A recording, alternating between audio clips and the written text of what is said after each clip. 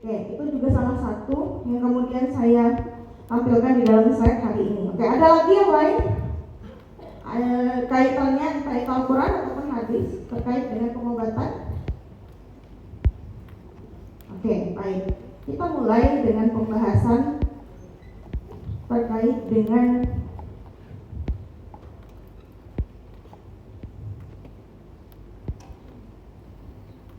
salah satu ayat Al-Quran, surah Asy-Syu'ara ayat 80, yang artinya, dan apabila aku sakit, dialah Allah yang menyembuhkanku.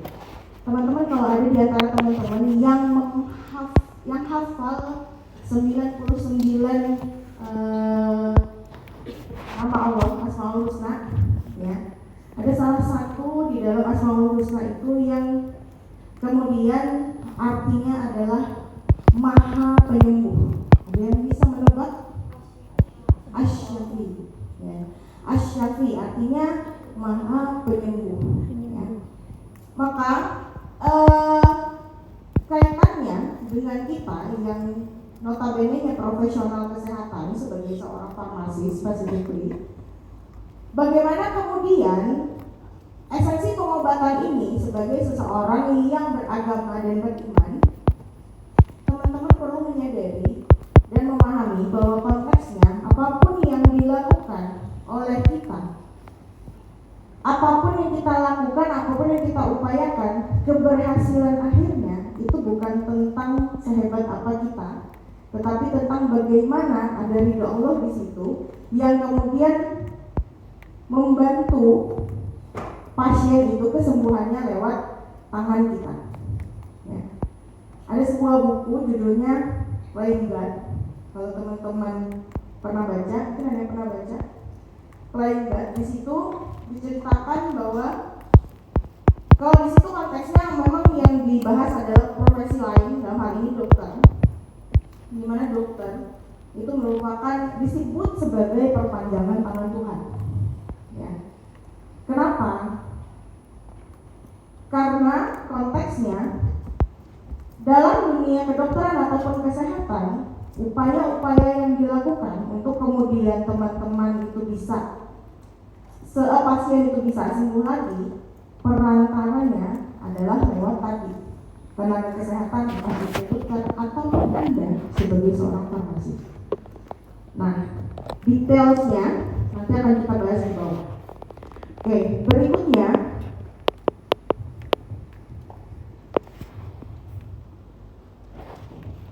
ini adalah hadis riwayat Muslim yang artinya semua penyakit ada obatnya jika sesuai.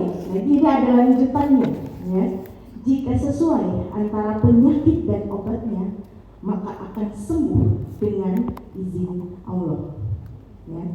Jadi jika sesuai antara penyakit dengan obatnya, akan sembuh sesuai izin Allah.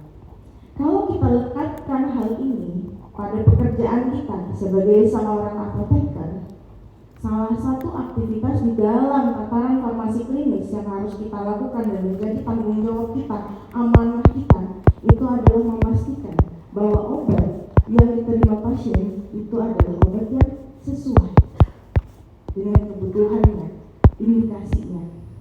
Allah sudah mengajarkan, Nabi sudah mengajarkan, gitu ya. Oke. Selanjutnya,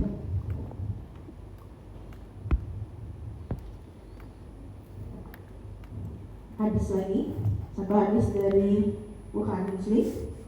Tidaklah Allah menurunkan suatu penyakit kecuali Allah juga yang menurunkan obatnya, ya. Ada satu fakta terkait dengan salah satu tanaman yang mungkin baru tidak banyak yang sudah diungkap manusia, karena di alam semesta ini, kenapa kemudian turun firman dari Allah itu kita ayat pertamanya itu disuruh Iqra, membaca. Membacanya itu bukan tentang membaca apa yang tertulis saja, tapi membaca apa yang tidak tertulis dan mengeksplorasi hal-hal yang tidak terlihat oleh mata, ya. Makanya menjadi researcher atau ilmuwan itu itu juga adalah salah satu cara kita sebagai manusia itu membaca tanda-tanda kebesaran Tuhan. Ada salah satu tanaman yang ya kalau sekarang sudah ketahuan ya, mungkin masih banyak tanaman-tanaman lain yang belum terungkap. Tidak hanya tanaman, tapi mungkin hewan, tumbuhan, dan segala mikroorganisme di alam semesta itu punya tujuannya. Karena semua yang diciptakan Tuhan di langit, bumi, serta seisinya itu selalu punya tujuan, termasuk diri Anda. Anda tuh diciptakan Tuhan, Anda sudah taken kontrak dari alam ruh Anda.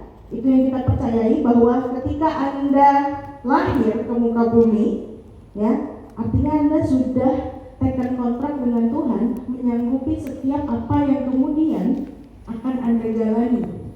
Karena Anda sudah diperlihatkan cerita hidup Anda dari awal sampai akhir.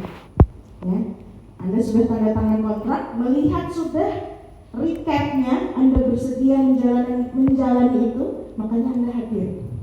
Ya.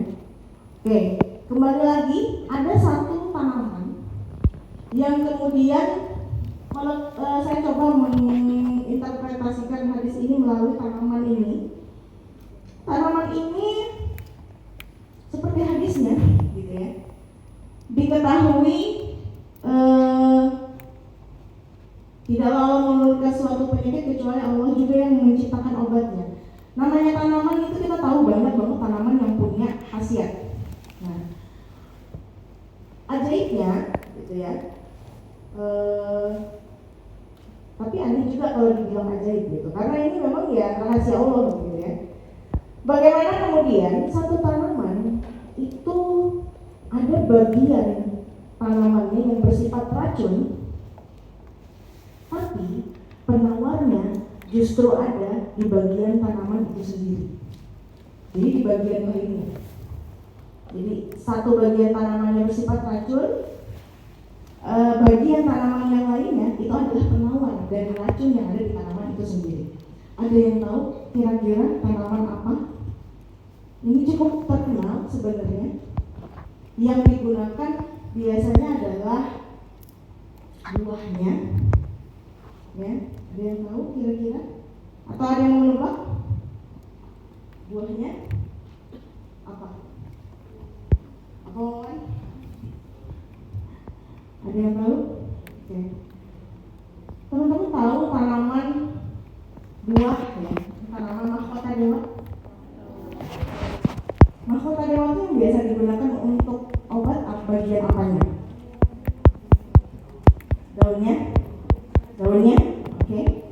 Ada bagian yang beracun dari mahkota dewa itu. Tahu nggak apa? Bijinya. Mahkota dewa itu bijinya beracun. Well, pada dasarnya ya, kalau sekarang risetnya itu ketahuannya adalah ya bijinya beracun. Tapi kita juga tahu konteksnya. Namanya obat itu kan basically racun. Yang bikin dia bisa menyembuhkan atau merusak itu kan apa? Dosisnya. Ya. Kita tuh bekerja dengan racun, teman-teman. Yang bikin dia bisa menyembuhkan atau kemudian memberikan dampak yang negatif itu adalah dosis, dan Anda adalah orang yang expert di dalam hal itu. Pendidikan Anda 5 tahun itu tujuannya untuk memastikan bahwa si zat beracun ini bisa jadi manfaat untuk orang lain dengan dosis yang tepat. Ya. Oke.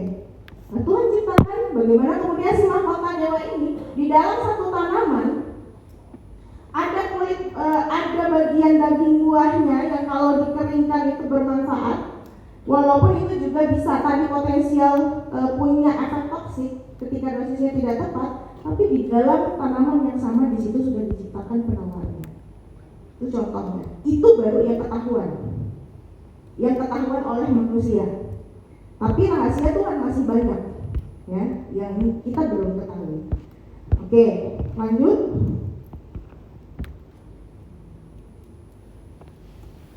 Sekarang ada nggak obat?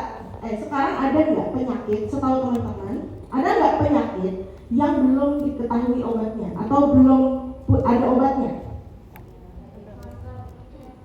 Kanker, oke, apalagi? HIV, oke. Adanya obat HIV itu tujuannya buat apa? Untuk apa? Kalau obat HIV itu belum ditemukan, karena konteksnya kalau obat artinya menyembuhkan. Kalau obat HIV itu berarti sekarang tujuannya buat apa? Antiretroviral yang digunakan untuk HIV itu berarti tujuannya buat apa? Oke, mencegah perkembangbiakan virus atau menekan perkembangbiakan virus dan menurunkan potensi infeksi, menurunkan potensi penularan, ya. Kalau kemudian kanker, tadi ada yang menyampaikan kanker belum ada obatnya, oke. Karena kanker ini risetnya memang mungkin sudah cukup panjang perjalanannya. Saat ini di 2025 kemarin ada salah satu obat yang kemudian di-approve oleh FDA. Kemudian obat itu klaimnya, ya, karena baru 2025 kemarin di-approve FDA, klaimnya adalah bisa untuk pengobatan kanker. Tapi kalau baru klaim FDA, artinya kemungkinan besar itu belum digunakan masif. Ya, 2025 baru dapat klaim FDA, mungkin belum masif penggunaannya dan bisa jadi belum sampai ke Indonesia. So far saya belum ketemu infonya bahwa ada obat itu digunakan di Indonesia. Klaimnya bisa untuk mengobati kanker. Jadi bukan antineoplastik yang sifatnya mencegah lagi, tapi memang benar-benar mematikan sel kanker lagi, tapi ini obatnya ini tingkat gen. Sekarang terapi genetik juga sudah ada di Indonesia untuk kemudian memodifikasi gen, ya, sudah berkembang di Indonesia terapi gen. Ada di Rumah Sakit Darmais Jakarta untuk kemudian memodifikasi gen supaya tidak menimbulkan penyakit kanker. Ya. Walaupun mungkin memang belum banyak yang bisa memperoleh layanan tersebut karena tentu harga yang tidak murah. Ya. Itu layanannya tidak masuk BPJS, teman-teman. Oke, sekarang trennya adalah terapi gen. Kedepannya 5 tahun lagi, 10 tahun lagi, who knows? Mungkin ada salah satu di antara teman-teman di sini yang justru menjadi penemunya untuk terapi kanker, terapi antiretroviral. Tidak ada yang tidak supaya mungkin, tidak kan? menimbulkan kanker. Saya nggak ada jaminan karena 80 orang yang di sini mungkin ada salah satu di antara kalian yang nanti kerja di BRIN. Tahu BRIN? Ya, kita nggak tahu gitu. Dan ternyata kalian yang menemukan. Kalau saya sih, ya mudah-mudahan ada di antara teman-teman. Nah, ini juga adalah lanjutan yang masih hadis. Sesungguhnya Allah tidak menurunkan penyakit kecuali Allah juga yang menurunkan obatnya. Ada orang yang mengetahui, ada pula yang tidak mengetahuinya. Nah, dalam konteks ini, Anda masuk orang yang tahu atau tidak? Anda masuk orang yang tahu atau tidak? Tergolong orang yang tahu atau tidak tentang obat penyakit? Tahu. Ada orang yang mengetahui, ada orang yang tidak tahu. Dan Anda adalah orang yang punya privilege tahu tentang ini. Dan bisa nggak tahu lebih banyak? Bisa.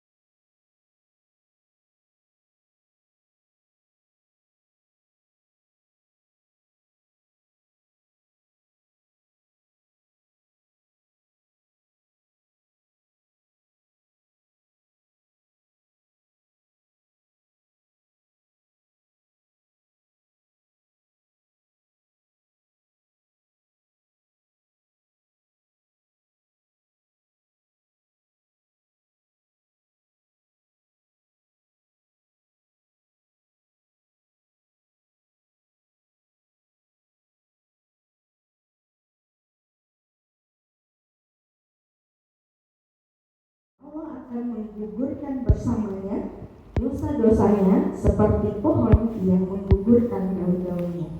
teman-teman, kalau dalam satu siklus kehidupan pohon paling kelihatan memang biasanya kalau di negara 4 musim, ya. Kalau di negara 2 musim seperti kita mungkin tidak signifikan perbedaannya.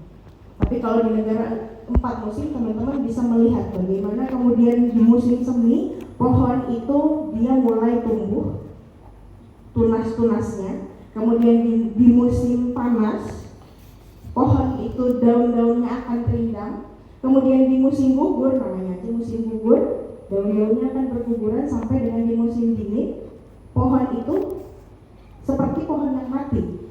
Tapi kemudian nanti di musim semi dia akan memunculkan tunas-tunas kembali.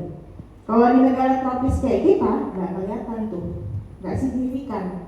Kalaupun mau kelihatan daun-daun berguguran itu, ya mungkin pas musim kering banget gitu, baru kelihatan. Nah, teman-teman tahu dong, kalau di depan sini juga ada pohon nih, tiap hari kan ada daunnya yang jatuh. Nah, daun-daun yang jatuh itu buat orang yang dalam keadaan sakit seperti jatuh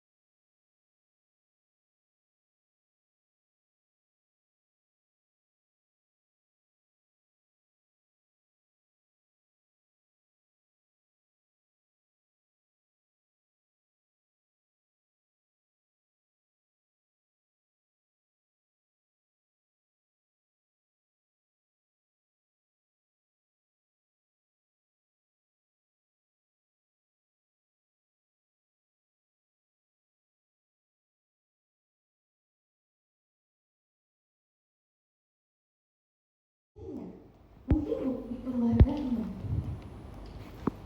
Artinya kalau dalam situasi seperti itu, apa yang harus kita lakukan? Bu, nanti kalau besok ibu ngambil obat lagi, tolong anaknya diajak ya.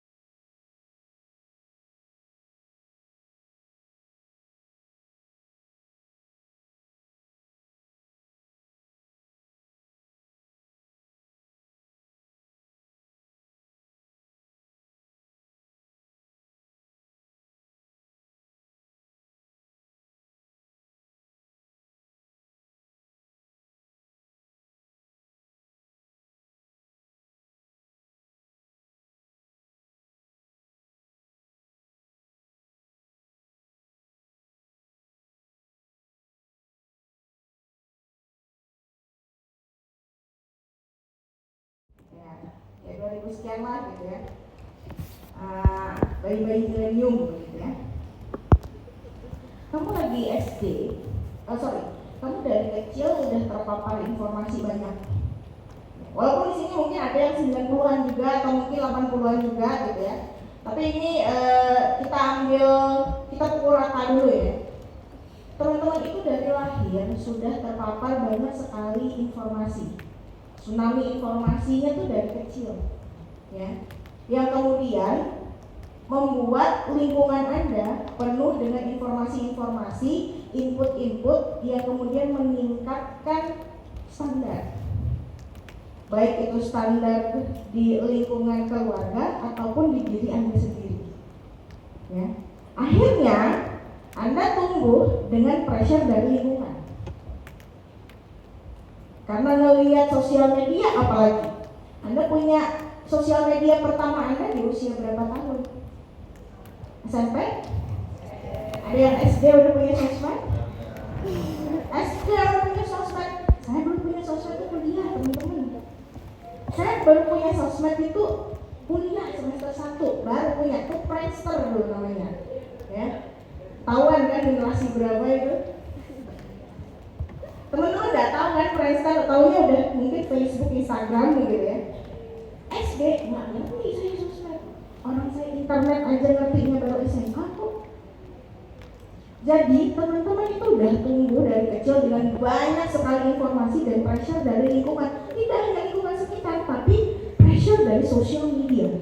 Yang teman-teman lihat, oh orang tuh hidupnya begini ya, oh orang tuh begini ya, oh orang tuh begitu ya. Apalagi kalau teman di circle sosial medianya itu yang di follow adalah ya orang-orang yang memang standar hidupnya itu tinggi begitu. Kan jadi cermin buat teman-teman. Kalau saya, mana ada yang begitu-gitu gitu kan? Ya udah, jamet-jamet aja gitu kan? Zaman dulu lah gitu. Kalau sekarang beda. Maka secara tidak langsung itu akan menaikkan standar kehidupan kita semua. Ya. Cara kita melihat sesuatu, cara kita menanggapi sesuatu itu akan bergantung dengan ya tadi informasi yang kita peroleh dari lingkungan kita. Ya. Nah, dengan pressure itu tadi, makanya kenapa kadang-kadang teman-teman itu jadi suka ngerasa beban dan feel depressed karena beban lingkungannya. Kenapa itu muncul? Karena standar di lingkungan Anda yang tinggi dan standar sosial media yang Anda lihat setiap hari itu tinggi, sedangkan Anda secara individu merasa nggak mampu mencapai standar itu. Jadi kayak hopeless rasanya gitu. Kenapa dia bisa kayak ini? Kenapa dia bisa kayak itu? Aku ini juga kayak ini, aku juga kayak itu. Nah, itu yang kemudian membuat pressure secara mental.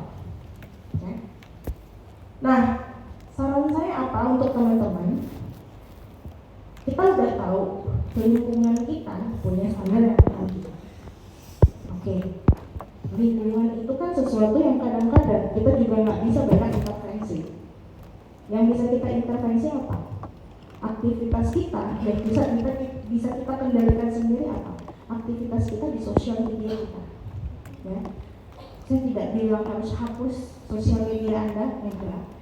Karena sometimes kita juga bisa dapat info-info penting di situ.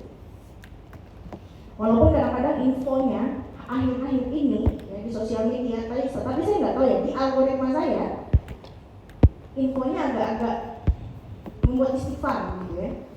Ya masalah macam-macam, masalah negara lah khususnya ya. Tapi kita nggak usah bahas di sini ya. Jadi itu yang bisa memfilter siapa? Kita kan? Ya sudah. Ada manfaat yang bisa kita peroleh dari sosial media teman-teman. Tapi ketika kemudian sosial media Anda jadikan standar untuk kehidupan Anda sehari-hari, itu yang kemudian akan jadi masalah. Ya. Opini-opini yang beredar di ruang sosial media itu salah nggak? Ya enggak. Makanya di sosial media orang bebas beropini di situ. Walaupun kadang-kadang ada yang diblok, gitu ya, oleh individu ataupun instansi tertentu, jadi dibatasi lah ngomongnya gitu. Ya, tapi secara teoritis itu tuh kan ruang publik, kita nggak bisa mengatur ruang publik.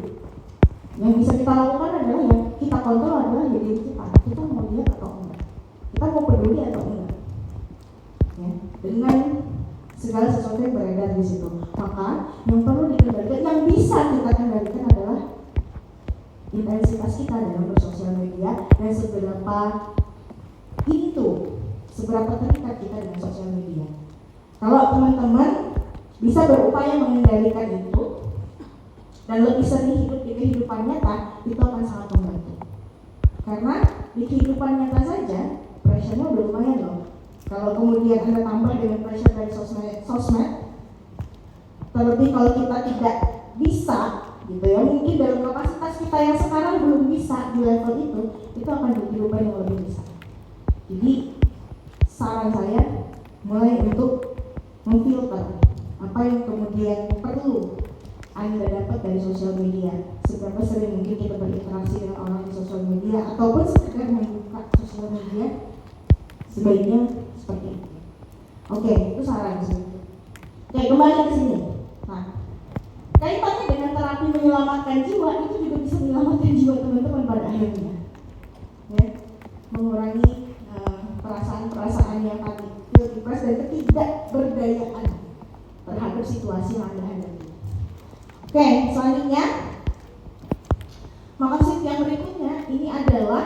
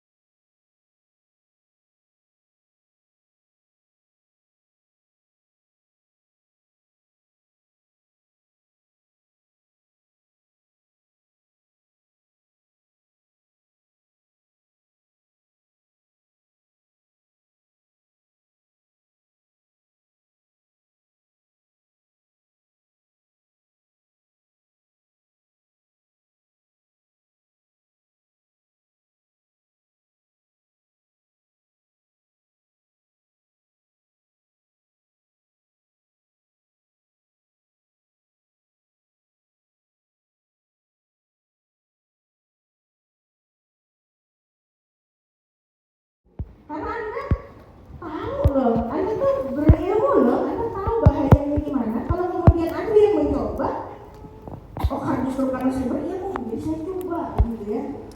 Saya tahu nih Bu, ini kalau segini harusnya nggak bakal gimana nih Bu, gitu kan ya. Nih, ilmu manusia itu terbatas. Jangan sombong Anda. Tuhan itu sebentar aja kalau mau mengubah sesuatu, jadi maka jadilah. Pun kalian pun, kamu nggak sombong-sombong karena kamu berilmu. Nih ilmu tuh cuma setitik, seperti ilmu kita tuh cuma setitik, seperti setitik air di laut lepas. Cuma segini sudah sombong, ya. Jadi nggak bisa kita tuh sombong. Orang baru dititipin